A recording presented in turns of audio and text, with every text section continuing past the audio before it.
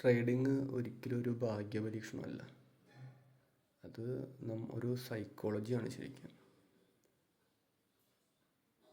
നമ്മളുടെ ഇമോഷൻസാണ് അവിടെ മുഴുവൻ വർക്കൗട്ട് ആവുന്നത്. നമ്മളുടെ ഭാഗ്യത്തിന് മാത്രം പ്രതീക്ഷിച്ചിരിക്കുന്നതുകൊണ്ട് കാര്യമില്ല.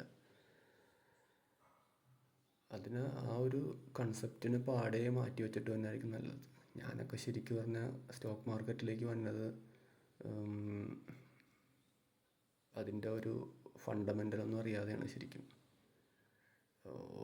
ഓരോ യൂട്യൂബ് വീഡിയോസ് കണ്ട്, സ്ട്രാറ്റജി കണ്ട്, മൂവിങ് ആവറേജ് അല്ലെങ്കിൽ വ്യൂ ആപ്പ് ഇതൊക്കെ കണ്ടിട്ടാണ് എല്ലാവരും വരുന്ന പോലെ തന്നെയാണ് ഞാൻ വന്നത്. ആദ്യമൊക്കെ കുറച്ച് പൈസ കിട്ടി.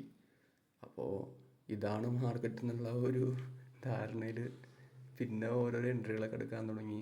പൈസ ധാരാളം പോയി കയ്യിൽ നിന്ന്, പൈസ ഒഴുകി പോയി കുറേ. അങ്ങനെ എല്ലാവർക്കും വന്ന മാതിരിയുള്ള നഷ്ടമൊന്നും ഉണ്ടായില്ലെങ്കിലും പൈസ പോയി കുറച്ച്. അതിൽ നിന്നൊരു കാര്യം മനസ്സിലായി, ഇതൊരു ഭാഗ്യപരീക്ഷണമല്ല എന്നുള്ളത്.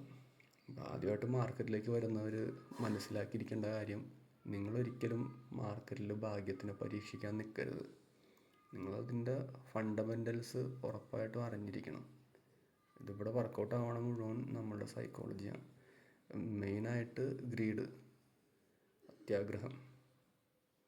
ഈ സാധനം വർക്കൗട്ട് ആയിട്ടുണ്ടെന്നുണ്ടെങ്കിൽ നമ്മൾ ആകെ തകർന്നു, നമുക്ക് നിലനിൽക്കാൻ പറ്റില്ല. ഇതിൻ്റെ ഫണ്ടമെൻ്റലായിട്ടുള്ള കുറച്ച് കാര്യങ്ങൾ എന്തായാലും അറിഞ്ഞിരിക്കണം. ഇതിൻ്റെ റിസ്ക് റിവാർഡ് മെയിൻറ്റെയിൻ ചെയ്യൽ, സ്റ്റോപ്പ് ലോസ് മെയിൻറ്റെയിൻ ചെയ്യൽ, ട്രേഡിങ്ങിൻ്റെ എണ്ണം, ട്രേഡുകളുടെ എണ്ണം, ഇതൊക്കെ നമ്മൾ ഉറപ്പിച്ചിരിക്കണം മാർക്കറ്റിലേക്ക് വരുമ്പോൾ. ഇതിലൊന്നും ഒരു അറിവില്ലാതെ ഒരിക്കലും മാർക്കറ്റിലേക്ക് വരരുത്. വന്നാൽ നഷ്ടങ്ങളുണ്ടാവും, നിങ്ങളുടെ ലൈഫ് വരെയും തകർന്നു പോവാം. അങ്ങനെ ഒരുപാട് പ്രശ്നങ്ങളുണ്ട്.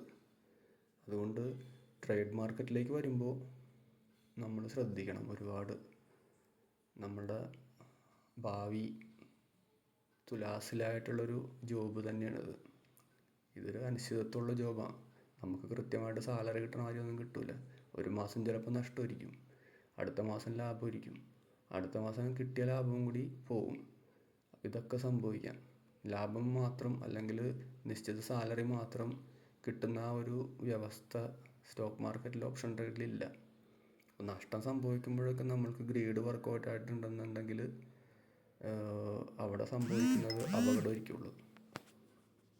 ഈ അപകടം ഒഴിവാക്കാൻ എപ്പോഴും നമ്മളെ ഫണ്ടമെൻ്റൽസ് അറിഞ്ഞിരിക്കണം ട്രേഡിങ്ങിൻ്റെ.